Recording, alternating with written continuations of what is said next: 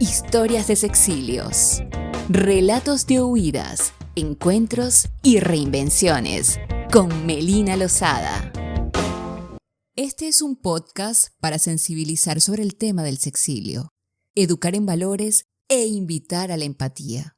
Si eres menor de 18 años, te sugerimos que lo escuches con tu padre, madre o representante para que te acompañen en el abordaje de este tema. Pero esto es solo una recomendación. Sexilio, término que surge de la combinación de las palabras sexo y exilio, y se refiere a la experiencia de la diáspora sexual cuando las personas se ven obligadas a abandonar su lugar de origen o de residencia por sufrir rechazo, discriminación o estigmatización de otras orientaciones o identidades sexuales diferentes a la heterosexual. Soy Melina Lozada y me hace muy feliz el que podamos encontrarnos en este primer episodio de Historias de Sexilios, un podcast que da voz a los relatos de huidas, encuentros y reinvenciones de quienes se alejan de los prejuicios y buscan espacios seguros que les permitan ser quienes quieren ser sin importar su identidad u orientación sexual. Aquellos que desean ser libres, sin que nadie les juzgue por el simple hecho de decidir querer a quien les plazca.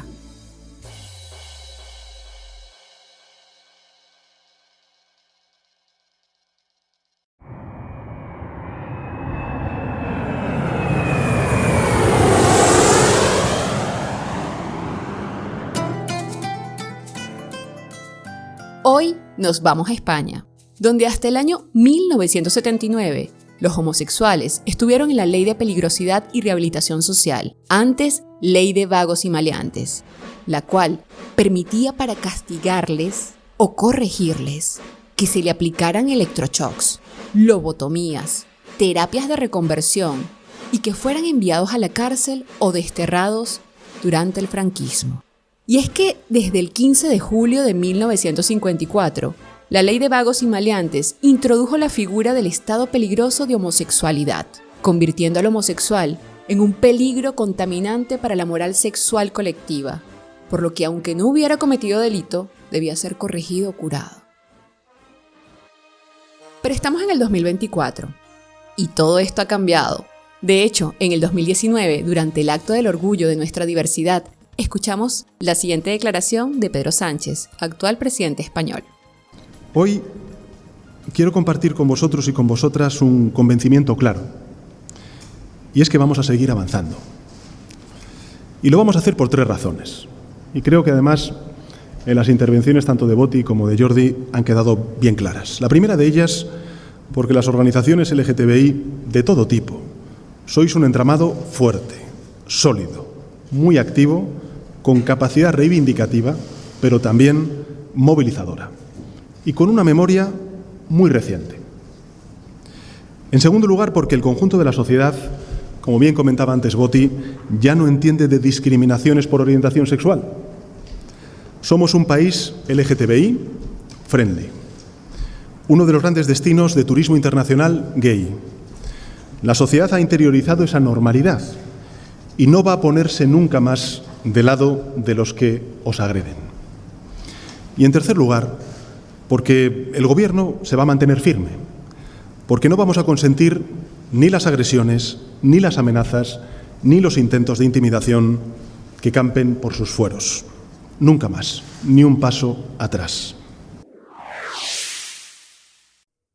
Historias de sexilios, relatos de huidas, encuentros y reinvenciones. Las opiniones expresadas por los invitados, invitadas o invitades son de su exclusiva responsabilidad y necesariamente no representan la opinión de la producción de este podcast. En esta primera edición de Historias de Sexilios, nos vinimos a España, específicamente a Barcelona, a las instalaciones del Centro LGTBI, un espacio municipal de referencia sobre la diversidad sexual y de género, donde en diciembre de 2023 tuve la maravillosa oportunidad de participar en el taller Las Huellas del Sexilio, que trajo como consecuencia la creación de este podcast que pretende dar voz a quienes de una u otra manera hemos huido, nos hemos encontrado o reinventado luego de vivir un sexilio. Por eso, con ese nunca más y ni un paso atrás mencionado por Pedro Sánchez, iniciamos esta historia de sexilio con Abel. Un hombre cisgénero, gay, casado con otro hombre cisgénero, gay, que viven juntos desde hace 4 años. Abel además es músico, productor audiovisual y hoy tenemos el gusto de conocer su historia de sexilio. Abel, bienvenido. ¿Qué tal, Melina? Muchas gracias. No, para mí fue un placer que estés acá. Un gusto total. El placer es mío. Gracias. Bueno, Abel, hoy vamos a permitirnos conocer tu historia. ¿Tú podrías contarnos un poco sobre tu historia personal y tu relación con el sexilio? Igual voy a Eso es un poco el discurso un poco desorganizado. No pasa nada. Me vas a ayudar a poner un poco de orden. Por eso, a raíz de que tú y yo nos conociéramos aquí en el taller que hicimos del sexilio, sí, en el centro LGBTI de Barcelona, claro, yo es un tema que me interesa especialmente, sobre todo también porque con mi pareja, con mi marido, los dos vivimos una situación un poco parecida. O sea, los dos nacimos en un entorno rural muy pequeño. O sea, yo soy nacido en un pueblo de 150 habitantes, wow, del interior de Lérida, y yo soy nacido en el año 81. O sea, tengo 42 años. Y las cosas son muy distintas de cómo se pueden vivir ahora. Estamos en el 2024, estábamos escuchando Pedro Sánchez, yo mismo soy un hombre casado, y en el momento en el que yo igual en mi adolescencia o mi preadolescencia en el pueblo tenía 15, 16 años, nada es lo que es ahora, ¿no? Es cierto que yo no viví un sexilio como tal, entendido como que yo me fui de mi pueblo por motivos de discriminación. No fue así. O sea, yo en realidad sí es cierto que yo viví el armario dentro de mi pueblo, pero por motivos profesionales de mis padres, a los 15, 16 años nos fuimos de mi pueblo a Terrassa, que es una ciudad relativamente cerca para las personas que nos escuchen y que no sepan. Es una ciudad que está aproximadamente a media hora de Barcelona, es una ciudad grande, es una ciudad abierta. Pero claro, también yo cuando me fui a esa ciudad, igual si tenía 15, 16 años, era el 96, 97. Entonces, de alguna manera, si yo no me hubiera ido por los motivos que mi familia tuvo que irse, por los motivos profesionales, seguramente me hubiera ido, porque había algo en mi cuerpo, había unas necesidades que seguramente en el pueblo donde residía, no las hubiera encontrado, ¿no? Porque es adolescencia. Entonces, ese descubrimiento, esas ganas, esa cosa que sucede, ¿no? No las hubiera encontrado, y de algún modo tenía dos opciones: o encerrarme, ¿no? Y igual, si no me hubiera movido del pueblo, yo sería un hombre teniendo una vida heteronormativa, posiblemente. O sea, gracias de algún modo a que mi familia se fue, tuve la oportunidad en Terrassa de encontrar un grupo de gente que me ayudó a descubrirme y a saber un poco lo que era la comunidad gay y lésbica, porque en ese momento igual ni la terminología queer, sí, ni había bisexual, menos igual sí, exacto. Me ofrecía Barcelona, porque Terrassa en ese entonces poca cosa había. Entonces yo abrí un camino aquí en Terrassa y en Barcelona, en el que de algún modo me fui alejando de mi pueblo, porque yo empecé a encontrar mi red social de amigos, claro, que me presentó lo que era la comunidad en los años 2000 de aquí Barcelona, que hay cosas que no han cambiado tanto. Teníamos como 20 años, porque somos de casi de la misma edad. Exacto, sí, yo tenía unos 20 años en ese entonces. Y esos primeros descubrimientos también llevan esas grandes inseguridades, ¿no? La información que había en ese entonces no es la información que hay ahora. Este centro no estaba. O sea, yo creo recordar que había el Casal Lambda, que todavía hasta ahora, todavía creo. Existe, sí, y hacen actividades. Sí, también. Exacto, pero no fui tampoco ahí a llamar puertas.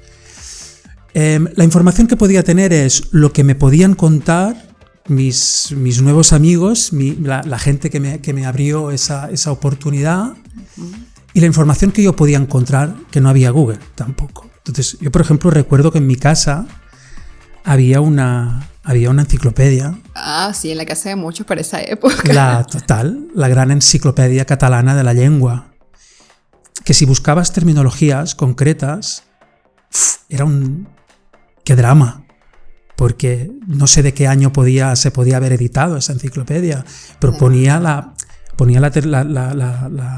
terminología de enfermedad. Entonces, como si lo juntas todo, era como wow, qué años, ¿no? Sí. Qué años duros también para uno, para poder trabajarse, para poder descubrirse con esas herramientas, esas pocas herramientas que tenías, ¿no? Entonces yo con todo esto, igual cierro paréntesis. No, pero está buena la contextualización, está maravillosa, sí. Porque muchas personas que nos estarán escuchando, sí, serán de distintas edades, no solamente serán millennials, a lo mejor centennials, a lo mejor sí, generación Z, y por qué no hasta baby boomers, ¿no? Sí, y lo importante es como que ellos también sientan en carne propia eso que se vivió Abel, sí. Porque fíjate que tú no dijiste que recibiste como que ningún tipo de discriminación, de señalamiento en tu pueblo de origen, y que después tu descubrimiento se dio ya en Terrassa y más acá en Barcelona. Y aún cuando ya ese descubrimiento se da, ¿sentiste algún tipo de señalamiento en ese camino de redescubrimiento? Yo creo que igual lo que me pasó más es que yo mismo me generé. Por ejemplo, yo me bloqueé ir a mi pueblo, pero lo hice yo conmigo mismo. O sea, de algún modo yo me señalé y me culpabilicé y pensé, es que en el pueblo me van a señalar. O yo mismo protegí como mi familia del miedo, del estigma, ¿sabes? ¿Querías evitar el señalamiento entonces? Totalmente, o sea, yo lo que hice es que a raíz del descubrimiento que yo tuve en Terrassa y la oportunidad que tuve en Terrassa y en Barcelona, aproveché como esa oportunidad para dejar de ir al pueblo, que era como lo que igual más me gustaba a mí, porque era mi tierra, tenía mis abuelos, mis padres vivían ahí, mis amigos de la infancia, pero para mí era primordial y prioritario eso otro, porque yo era adolescente. Y yo lo que necesitaba era investigar, era saber, era conocer si eso que yo creía que me pasaba, era cierto. Yo necesitaba vivirlo en mi cuerpo, en mis carnes, ¿no? O sea, la primera vez que yo besé a un hombre, yo no había besado nunca a un hombre. Ajá. Si yo besé a un hombre que tenía 19 años o 20 años, supongo que placer, pero a la vez miedo, porque yo me acuerdo que a la mañana siguiente tenía un montón de dudas.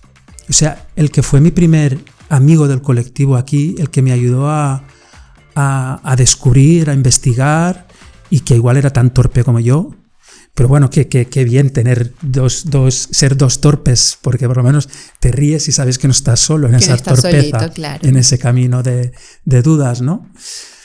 Pero yo me acuerdo que después de la primera noche de haber tenido besos y sexo con un hombre, con otro hombre, estaba en un mar de dudas, pero dudas que tenían que ver, claro, porque soy del 80, claro, y eso tiene unas consecuencias, quiero decir, porque al final tener sexo con ese chico a mí me generaba ¿haber pillado SIDA? De esa falta de información, claro, pero por eso, porque es que estamos hablando que los que nacimos en el 80 y venimos de familias que igual no nos educaron, escuelas que no nos educaron, que no nos dieron información, no quiero señalar a nadie, pero al final es la falta de información lo que te provoca es vivir dentro de ese estigma. Entonces para mí eran todo dudas, para mí era como y además la cultura, vete a saber lo que en mi cabeza estaba pasando en ese momento, ¿no? El haber estado con un hombre una noche. Sí. Qué impresionante, porque a todas estas, entonces tú te autosexiliaste. Claro.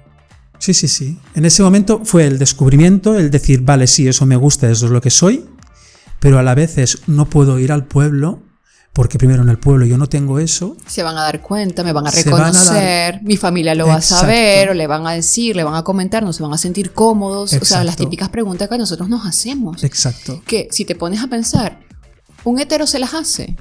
No, obvio, no se lo tienen que hacer. El camino el camino que han tenido que vivir, habrán tenido sus cosas ahí y se habrán tenido que trabajar sus problemas, sus historias y cada uno con sus líos. Claro, hay una cosa que entiendo que es eso, que el hombre o la mujer heterosexual no ha tenido que hacerse unas preguntas que nosotros sí nos las hemos tenido que hacer. Te digo el porqué. Sí. Nosotros con Historias de Sexilio lo que perseguimos es educar e informar. Educar e informar. No solamente a las personas que están dentro del colectivo, que sabemos que podemos empatizar, sino educar e informar a aquellas personas que no están dentro de nuestro colectivo y que a veces no nos comprenden o que les cuesta. Entonces, hacer que se pongan un ratito en nuestra piel, que se vivan nuestra experiencia, consideramos que es un hecho movilizador. Pero bueno, cuéntame de Barcelona. Ya cuando te descubriste y dijiste, sí, esto es lo que me hace a mí vibrar, esto es lo que a mí me gusta, ¿qué te dio Barcelona? Como lugar, como entorno. Yo creo que Barcelona fue una oportunidad porque aquí había locales, personas, información donde me permitía llegar, me permitía saber, pero a la vez fue una cápsula. ¿Por qué? Porque lo que hacía que Barcelona era para mí un lugar de protección, de autoconocimiento, pero para mí fue la cápsula de protección que pero a la vez era una burbuja. Porque esa zona de confort donde yo había encontrado como mi sitio, a mí me hizo, este es el sexilio que yo viví, me impidió el poder participar, poder vivir mi pueblo, donde yo me había criado durante tantos años y que cuando yo tuve que irme, a mí me generó una gran frustración tenerme que ir del pueblo, porque a la vez que yo te estaba contando, yo sabía que me tenía que ir, a la vez a mí el descubrimiento de mi sexualidad y de mi nuevo entorno social que me aportaba Barcelona, me generó esta cosa de no poder disfrutar de lo que a mí me daba el pueblo. Pero me lo hice yo mismo. A igual, no sé, el hecho de poder disfrutar de este abrirme, de este autoconocimiento, que tú me has hecho referencia antes. Igual si yo iba al pueblo y me abría como me estaba abriendo en Barcelona, a igual tenía miedo de sentirme señalado, ¿sabes? El poder ir ahí, poder volver a la tierra. Los fines de semana, cuando yo dejaba de estudiar o cuando ya empezaba a trabajar, yo prefería quedarme aquí, porque era mi zona de confort. Y después tuviste la posibilidad de volver. Volver siendo quien eres, sintiéndote orgulloso de la identidad y de la orientación sexual que tienes, ¿o nunca más volviste? Sí, yo volví, pero volví en el momento en el que mi entorno próximo supo cosas. O sea, hasta que yo no... Igual salí del armario en mi casa o salí del armario en el entorno social más próximo de mi pueblo, no volví tranquilo. O sea, yo cuando se lo comenté a mis padres, porque yo tuve, creo que fue mi primer novio, mis padres me hicieron una pequeña trampa. Ah, sí, ¿por qué? Bueno, porque mis padres de repente se dieron cuenta de que yo dejaba de subir al pueblo, de que yo me relacionaba en un entorno en Terrassa y Barcelona que ellos no conocían. Entonces una vez ellos cuando llegaron del pueblo, yo estaba en el piso, esto te va a gustar. Ah, sí. Cuéntanos.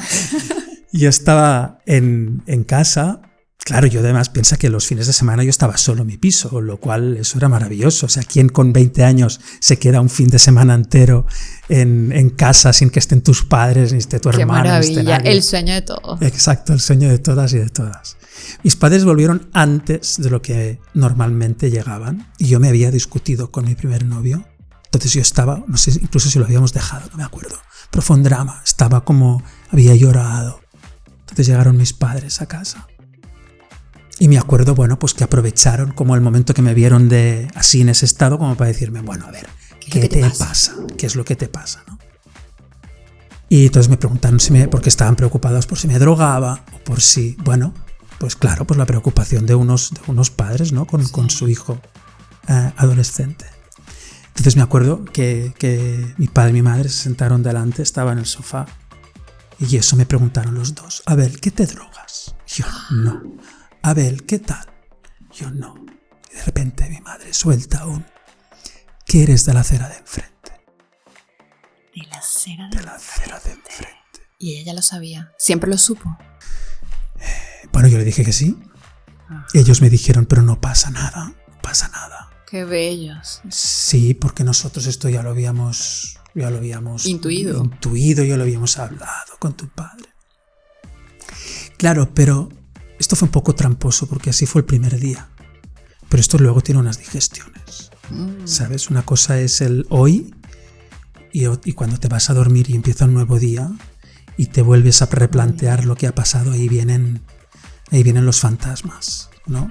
Los míos, los de mis padres. Es volver a mirarles a los ojos. Tu hermano en casa, se lo han contado, mis padres se lo contaron a mi hermano. Y mi hermano no me ayudó bastante, la verdad es que fue... ¿Mayor o menor tu hermano? Mayor que yo. Pero ahí hubo un antes y un después también, porque mis padres lo que hicieron era proteger a mis abuelos, que son los que estaban en el pueblo. Ellos me pidieron que no se lo dijera a mis abuelos, cuando yo creo que si se lo hubiera comentado a mi abuela era una mujer súper moderna, leía la revista Hola todas las semanas, estaba al caso de todo lo que pasaba en el mundo de la farándula y del artisteo. Y yo estoy seguro que mi abuela me hubiera dicho, no pasa nada, chico. Mi abuelo, igual no tanto. Pero sí ellos quisieron proteger a mis abuelos y el entorno social más próximo del pueblo. Supongo que por eso, ¿no? Por no sentirse juzgados, señalados. Y qué gran problema los padres. En el sentido de igual yo, de algún modo, con los años sí los he ayudado, pero qué poca información reciben los padres, qué poca oportunidad y qué putada que nuestros padres también tienen que salir del armario. Y yo esto nunca me lo había planteado. Mira qué interesante ese tema que acabas de traer a colación. Porque es cierto, porque al final nuestros padres tienen también una cosa que es el compartir, ¿no? Cuando tienes un hijo heterosexual que se va a casar, las madres orgullosas van y lo cuentan. Pero cuando tienes una hija lesbiana, cuando tienes un hijo homosexual o trans, igual se usa otra terminología. Se dice tiene un amigo, tiene muchos amigos. Tiene una amiga, sí, la amiga. Y yo esto con mis padres lo he tenido que hablar. Porque alguna vez a mi madre le he dicho, no, es que no es mi amigo. Es que es mi novio. No, es que es mi marido.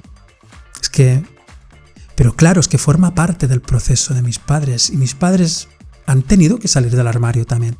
Se han tenido que exponer al pueblo, al que dirán, a lo que... ¿No? Yo creo que se han tenido que exponer es al irrespeto. Porque todo gira en cuanto a la falta de valores. Si superponemos el valor del respeto por encima de cualquier cosa, nadie tendría que hacernos ningún tipo de señalamiento, nadie tendría que juzgarnos. O sea, todo es por la falta de respeto y producto también del desconocimiento y de los temores de los demás, ¿no? Sí. Pero qué interesante todo esto. Entonces... Perdón, sí. No, adelante, saliste del armario y tus padres, en consecuencia, también tendrían que haber salido del suyo. Sí, lo que no sé si ellos terminaron de salir del todo. ¿Todavía están allí o no, en aquel momento? No, en ese momento. O sea, sí que ha habido una cosa, y es que mi pueblo, este exilio que yo generé con mi pueblo, ha sido casi gracioso lo que ha sucedido. Y es que de repente, en mi pueblo, un pueblo que sigue siendo igual de pequeño que antes. O sea, las mismas 125 personas. Sí, 125, 140, 150 personas. El pueblo no se ha hecho más grande de lo que es. Pero ha sido un pueblo que casi sin querer se ha convertido en centro LGBTI. O sea, yo de repente un día aparezco en mi pueblo y mi hermano tiene como de íntimos amigos una pareja homosexual, casados, con 2 hijas.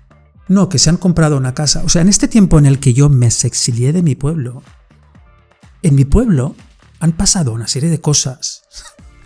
Y es que hay como una comunidad marica y lésbica brutal, con hijos, padres homosexuales y mujeres lesbianas que se han comprado casas y que han adoptado hijos y que se encuentran los fines de semana y que hacen barbacoas y que se han juntado con la gente del pueblo. Y de repente yo me lo he encontrado ahí como en la cara y es como, ¿pero qué ha estado pasando en ese pueblo mientras yo estaba afuera? Pero ¿y cómo te has sentido? Como que, o sea, como feliz porque se ha dado esa apertura de mente o un poco porque yo me tuve que perder esto. Claro, es cierto que a mí me pasó esto en el año antes de los 2000 y esto sucedió igual entre los 2010 y los 2020, o sea, ha sido todo más reciente, relativamente reciente. Pero ha sido genuino y genial que haya sucedido esto, de que de repente haya esa comunidad tan abierta, pero a la vez, que esto lo descubrí el año pasado. Por ejemplo, ahora hago otro paréntesis, Hay una cosa que es que sí que ha pasado en los pueblos y es que yo entiendo que hay menos hostilidad que en las ciudades. O sea, es raro, corrígeme si es que tú tienes esta información, de que cuando se ha dicho de que ha habido alguna discriminación o violencia, hostilidad contra la comunidad LGTBI, siempre se ha oído más en las ciudades, en las grandes ciudades. Es muy raro que hayamos oído casos de que en un pueblo pequeño ha habido situaciones en las que se ha agredido, en las que, o igual sí que suceden, pero no hay tanta difusión, tanto la información. Puede ser. Igual recuerda que los pueblos son entornos más pequeños, como hermanados, y lo que pasa en el pueblo a veces se queda en el pueblo. Pero creo que hay libros, incluso de acá, que hablan sobre la homosexualidad en la España interior, en la España rural. No sé qué tan recientes puedan ser, pero ese es un dato que lo voy a traer para el próximo episodio. Y puede ser eso. A lo mejor en tu caso, pues bueno, lo ves de otra manera, porque no te lo viviste. Sí. Pero... Claro, yo en mi pueblo igual de pequeño, yo creo que también hay varios factores aquí. Yo sí, de algún modo, hubo el o la típica amigo, amiga, compañero, compañera, que te dice maricón, mariquita, que te señala. ¿Sí lo hubo? Sí, lo hubo. Claro que lo hubo, porque al final cuando era chico, yo creo que vivía el como era, de una forma natural, espontánea, sin ningún juicio, ni sin ninguna filtración. O sea, yo por ejemplo soy un hombre gay, pero tengo poca pluma. Pluma entendida como...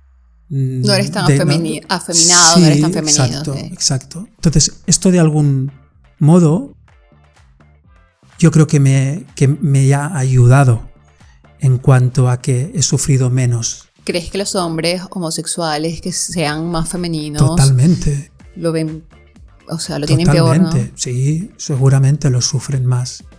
Y yo a veces me he preguntado si yo igual desde pequeño hasta ahora, yo me he llegado a generar una especie de protección. O sea, si yo en algún momento de mi vida, a los 13 o a los 14 o a los 15, respecto a cómo yo era de niño, porque yo veo fotos de cuando era niño. ¿Y cómo te ves? ¿Como más femenino? Sí, más delicado? Absolutamente. O sea, yo veo fotos que de repente es como, wow, yo era mucho más femenino de lo que soy ahora. O sea, ¿en qué momento? ¿Qué pasó?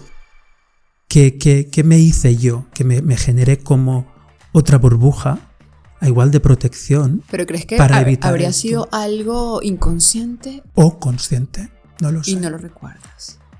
No lo sé. Bueno, una arista también Pero... interesante allí para... Sí.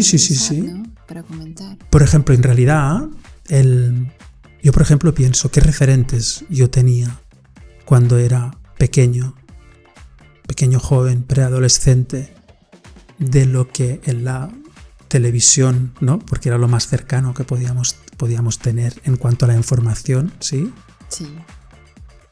Mis referentes en el año 94-95, y supongo que de los de la mayoría que en España nacieron en el año 81, de hombres gays y que hubieran salido del armario y que lo expusieran públicamente, había Boris Izaguirre, venezolano, sí. Jesús Vázquez y poco más. O sea, si yo, como niño, mi referente tenía que ser Boris Izaguirre, yo no quería ser Boris Izaguirre. Claro. Aunque Boris Izaguirre ha ayudado a la comunidad a lo que no está escrito.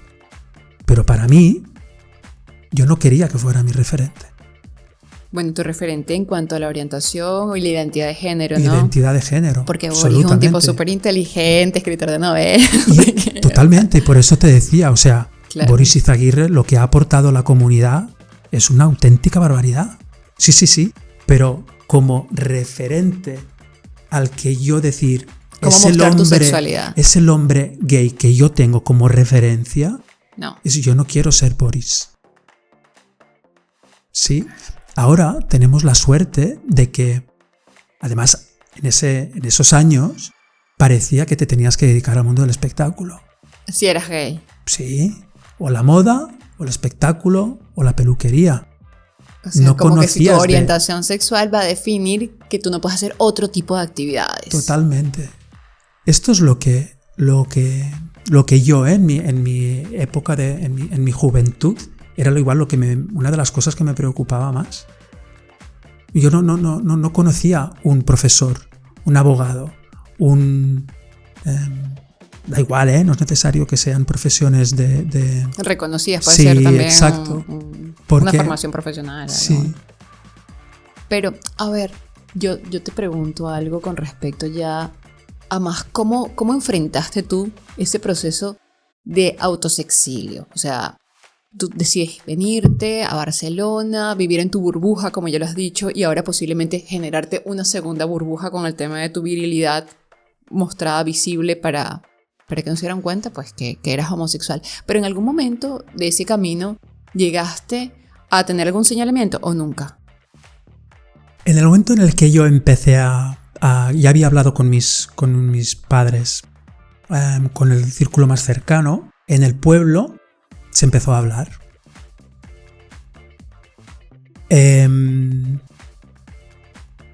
Ahí empezó otro sexilio. Porque yo ya sabía que en el pueblo se sabía. Entonces, cuando tú sabes que ya se sabe y tú en ti mismo aceptas que eso es cierto, yo si iba al pueblo me exponía, me tenía que exponer, ¿no? Entonces ahí hubo otro sexilio. Y yo creo que fue un sexilio grande, desde los 20, 25, 26, igual hasta los 30 y algo. Largos. Imagínate, o sea, el poder que tiene el grupo social que te rodea, ¿no? Esto un poco para que quien nos escucha también se ponga en nuestro lugar, o sea, cómo nosotros tenemos que dejar cosas que nos gustan, gente que queremos, espacios que son nuestros, por así decirlo, porque vienes de allí, ese es tu pueblo, y tienes que desarraigarte para no hacer sentir mal a los demás. Totalmente. Bueno, lo que pasa es que aquí hay la gestión personal de cada uno hasta que tú haces las paces contigo mismo, haces las paces con tu pueblo y tomas una decisión. Yo esta decisión la empecé a tomar. Hubo un momento en el que yo subía a mis parejas a casa, subí mis parejas al pueblo y hacía una vida normal, como todos. Si tenía que besarle, le besaba. Si bajábamos a tomar una cerveza, tomábamos una cerveza, y se la presentaba a la comunidad, pues presentaba a mi pareja a la comunidad. ¿Y hubo aceptación? Sí, la hubo. ¿Y hubo respeto? Lo hubo, totalmente. Qué bueno. Entonces, qué bueno. Incluso el año pasado, bueno, ahora están pasando más cosas. O sea, me estoy planteando incluso en algún momento y me estoy arreglando una casa en el pueblo. O sea, es que hay que hacer las paces, pero las paces y la gestión de cada uno llegan en el momento en el que tiene que llegar. A mí igual me han llegado 24 años más tarde.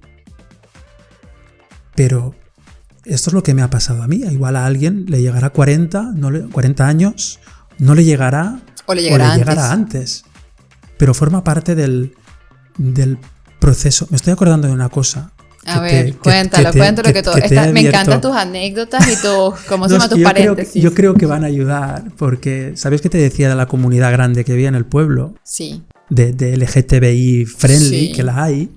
El año pasado con mi marido nos fuimos a las fiestas de mi pueblo, que yo creo que hacía que no iba a las fiestas de mi pueblo por consecuencia, yo creo que por motivos laborales. Ajá. Y también igual por parte del sexilio, ¿eh? Pero el año pasado fuimos a las fiestas y vimos y participamos de las fiestas junto a toda la comunidad que hay, la heterosexual y la LGTBI friendly, y nos dimos cuenta que es como qué fuerte que el entorno social del pueblo también sepa que todas las parejas que hay LGTBI, que todo el mundo lo sabe, pero me di cuenta de las parejas que no bailaban entre ellos ni entre ellas. O sea, el hombre-hombre o la mujer-mujer que hay en el pueblo y que todo el mundo que saben que son pareja se privaron de ese gusto. Se privaron de bailar. Sí que bailaban con las amigas de los amigos, pero entre ellos no bailaron. ¿Y tú qué crees a que se pudo haber debido esa situación? Bueno, la exposición, ¿no? O que no estamos acostumbrados. No, bueno, es que de hecho yo bailé con mi marido. Y estaban mis padres. Las fiestas de los pueblos son que ponen las sillas todas alrededor de las plazas de los pueblos, donde las parejas bailan, y entonces están los que están sentados mirando que no bailan, que hablan o no hablan, pero esto es como son las fiestas de los pueblos. Sí. Y es raro, ¿eh? Porque yo con mi marido bailo un montón en casa y en Barcelona y en las fiestas, pero en mi pueblo yo no había bailado nunca con un hombre. ¿Y cómo te sentiste? Nos encantó. ¿No crees que allí estuvo también una de tus reconciliaciones con tu pueblo? Obvio que las hubo. Pero también me di cuenta de la exposición, porque estaban mis padres ahí. Y fue como, bueno, señores, yo he venido aquí, sí, a hacer las paces. Pero como se debe. Sí. Y además esto lo compartimos con Luke, con mi marido, y le dije, es muy fuerte lo que hemos hecho, ¿eh? También. Pero no sin premeditación, sino que fue algo espontáneo. Bajamos las fiestas y tocaba un paso doble, pues chico, ¿por qué voy a sacarte a bailar a ti? Bailas hasta paso doble. Sí puedo bailar contigo, con mi marido, ¿no? Claro, si es tu pareja. O sea, es que sí, hubo una reconciliación y está en proceso que siga esta reconciliación. Pero es que en la medida también que vayamos normalizando esos hechos cotidianos, estamos ayudando a que el otro también se vaya educando y nos vaya entendiendo y nos respete. Entonces, bravo por vosotros, por ti, por tu pareja, qué bueno. Sí, no. Pero es un proceso, ¿eh?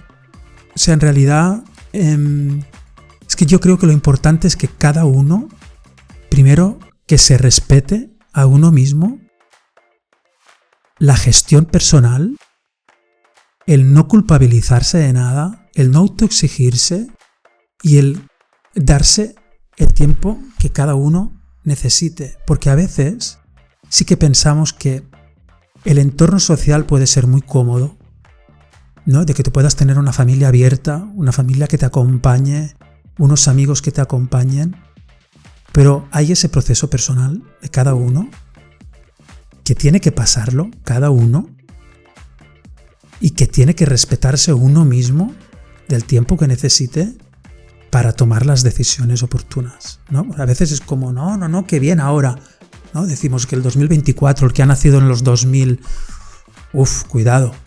O el haber nacido incluso en Barcelona ciudad. Barcelona ciudad es muy grande. Y las familias en cada casa se cuecen habas. Y en cada barrio que vamos de Barcelona, o sea, nosotros vivimos en Horta. Horta está a 8 kilómetros del centro de Barcelona. Y al lado hay Vila Piscina, y al lado hay Vall d'Hebron y Mundet y Penitents. Y la Barcelona de la Horta no es la Barcelona de l'Eixample. Por ejemplo. ¿No? Quiere decir que al final, donde vivas, donde hayas nacido y el entorno social en el que te crezcas y te relaciones, van a marcar también cómo tú seas y las decisiones que tomarás, ¿no? Mira, y qué bien, porque justo mi pregunta era, ¿no? Como, ¿qué consejos o palabras le darías a otras personas que puedan estar pasando por situaciones similares a la tuya? Y has dado con unos tips y con unas claves esenciales, como que cada quien respete su momento, ¿no?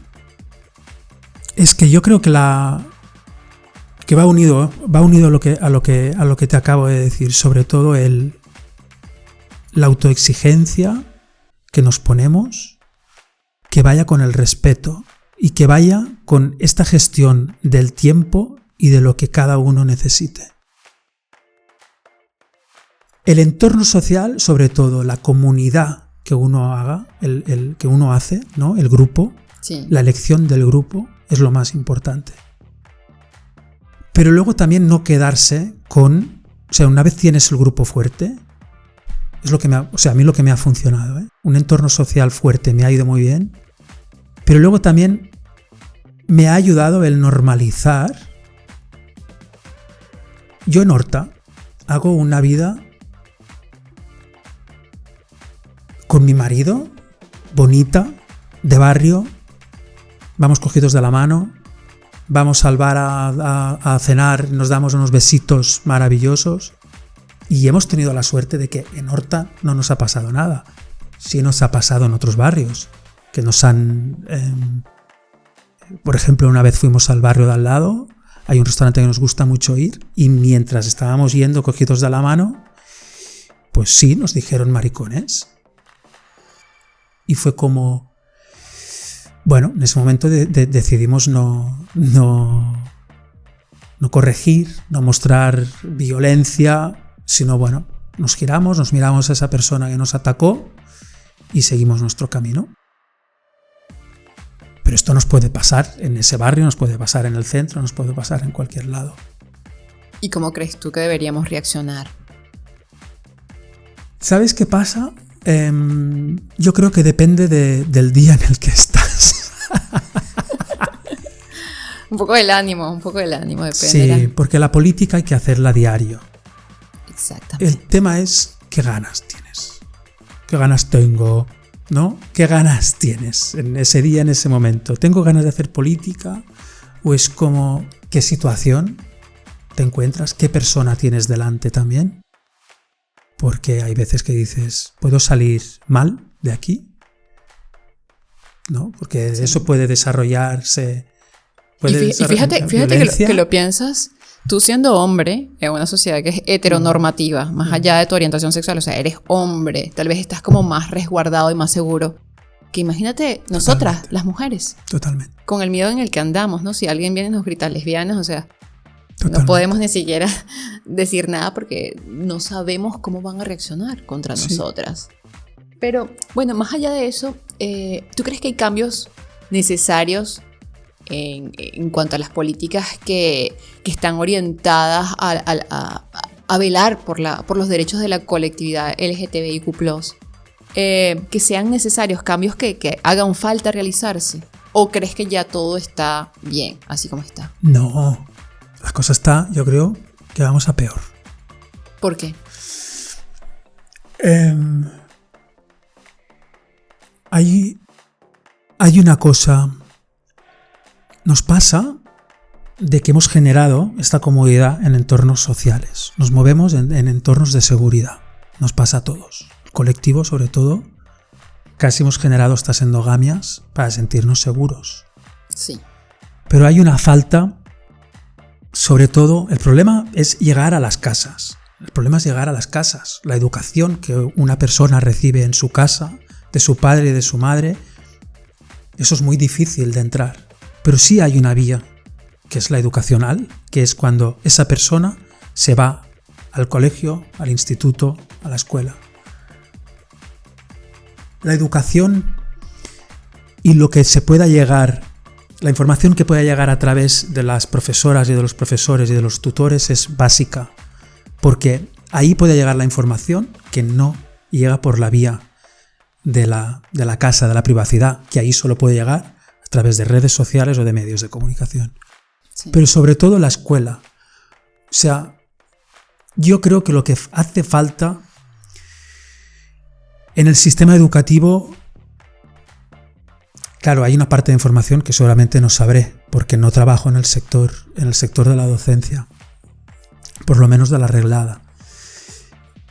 Pero sí que la campaña educacional tendría que ser fuerte en este sentido, ¿no? A que llegue la información de la comunidad, a las referencias. O sea, yo sí que tengo, por ejemplo, varios amigos que son de la comunidad LGTBI y que alguno de ellos me decía, es que yo el día que me presento no sé si presentarme como hombre gay. Porque es el profesor y él decía, ¿pero qué hago? ¿Lo tengo que decir que yo soy un hombre casado o no lo digo? ¿Cómo genera que... Bueno, es su situación personal, ¿no? ¿Cómo los alumnos se lo van a tomar? Porque yo los voy a aguantar igual durante un año. ¿En qué posición me pone a mí como profesor? ¿Sabes? El exponerse, ¿no? Pero yo creo que ahí, más allá de la necesidad personal de esa persona, son, bueno, todo lo que se puede aportar a nivel educativo es bueno.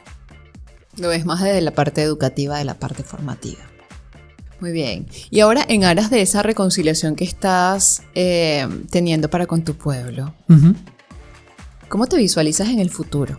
¿Cuáles son esas esperanzas y esos sueños ahora que estás planificando esa reconciliación? Pues mira, si todo va bien y el futuro será más cercano que lejano, yo me veo, ojalá sea en mi pueblo, porque está en proyecto arreglarnos una casita en mi pueblo, incluso un proyecto personal de hace muchos años. Si nuestras profesiones lo permiten, me encantaría irme a vivir ahí, con mi marido, con nuestro perrito y nuestras gallinas.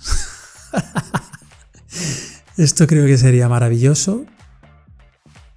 Lo que me da un poco más apuro es la red, es la comunidad, es generar comunidad.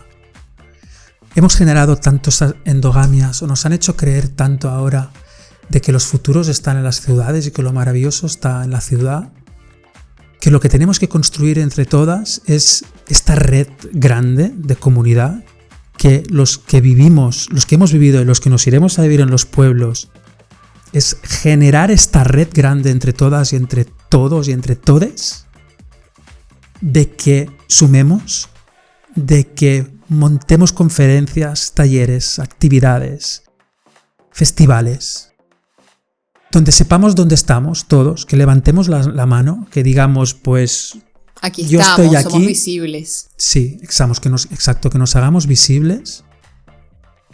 O sea, a mí lo que me da más miedo de ir es no tener esta red próxima, íntima, y sentirte donde solo. compartir. Y sentirte solo al final, ¿no? Porque, o sea, Sí, obvio. Van a ser Sí. especiales porque van a estar ustedes solitos allí. Totalmente. Mira, ojalá que se pueda generar esa red.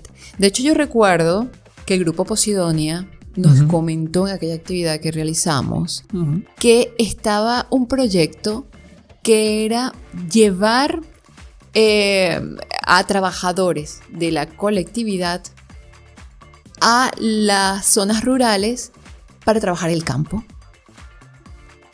¿Con qué finalidad? Pues bueno, que se instalen y que se puedan generar estas redes. Entonces, o sea, yo te veo a ti como muy enmarcado en ese proyecto.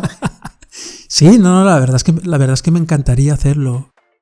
Y ya hay una cosa que cuando digo, no, es que tenemos que organizarnos y hay que... Si yo voy ahí, o sea, no me voy a quedar como esperando a que se generen cosas, a que pasen Vas a activar. cosas. Sí. O sea, lo mismo que pienso en la política local. O sea, yo la política es una cosa que me interesa relativamente poco, pero la política local y el activismo local yo creo que son la base y el fundamento de las nuevas oportunidades y de que se genere este movimiento, ¿no?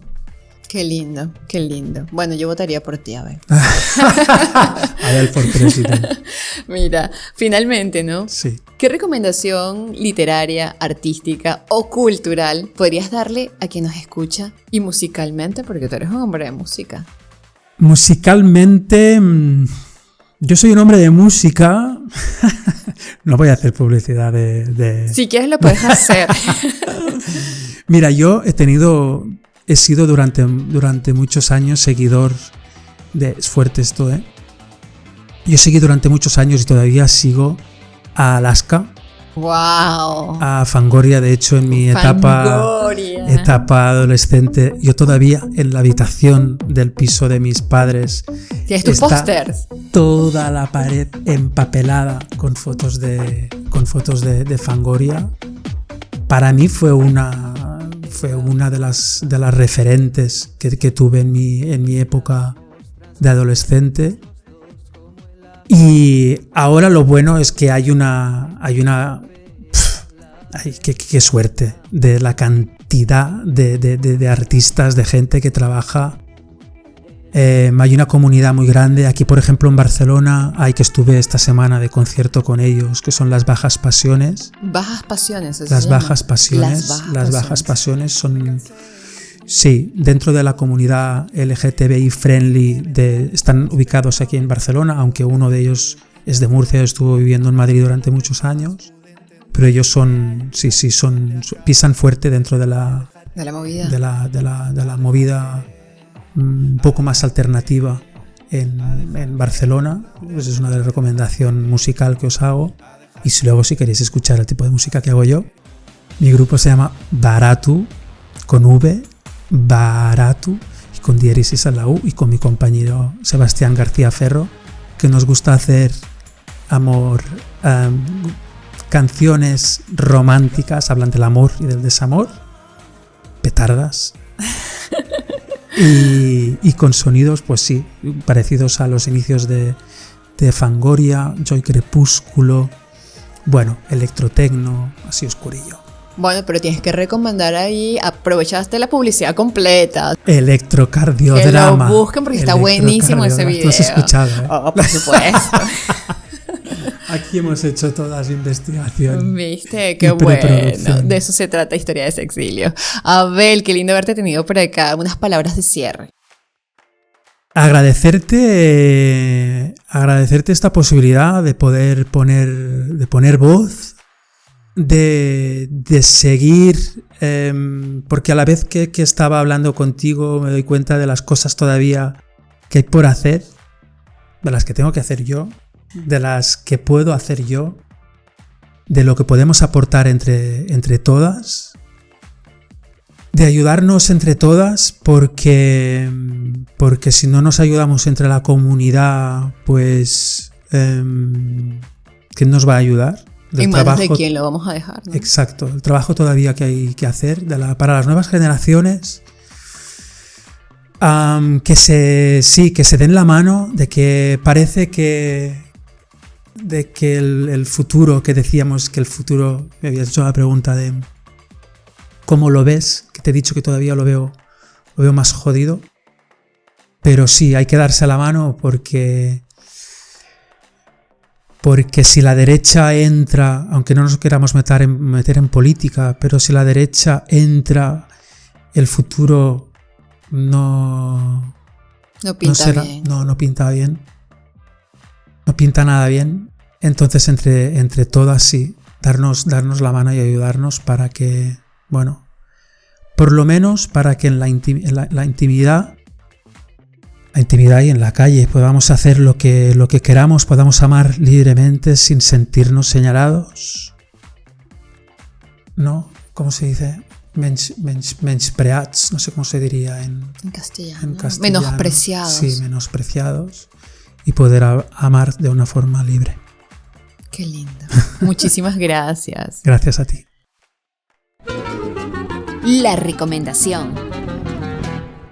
Bueno, creo que no me puedo esperar hasta el próximo episodio para recomendarte la lectura del trabajo de fin de máster en estudios feministas y de género realizado por Nerea Zúñiga Rodríguez para la Universidad del País Vasco. Nerea realizó un trabajo llamado Salir del pueblo, algunos relatos en torno a las causas y consecuencias del sexilio. Un trabajo que lo puedes conseguir en internet o me puedes escribir por correo y con gusto te lo comparto.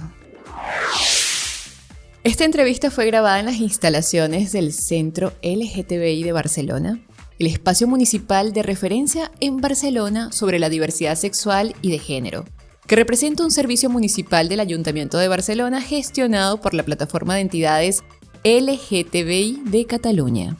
El Centro LGTBI de Barcelona ofrece un amplio catálogo de servicios de información, orientación y atención directa para la comunidad LGTBI y el resto de la ciudadanía, donde destaca el programa cultural de acción comunitaria y sensibilización abierto a toda la sociedad, convirtiéndose así en un punto de encuentro, reflexión y visibilidad sobre la diversidad sexual y de género.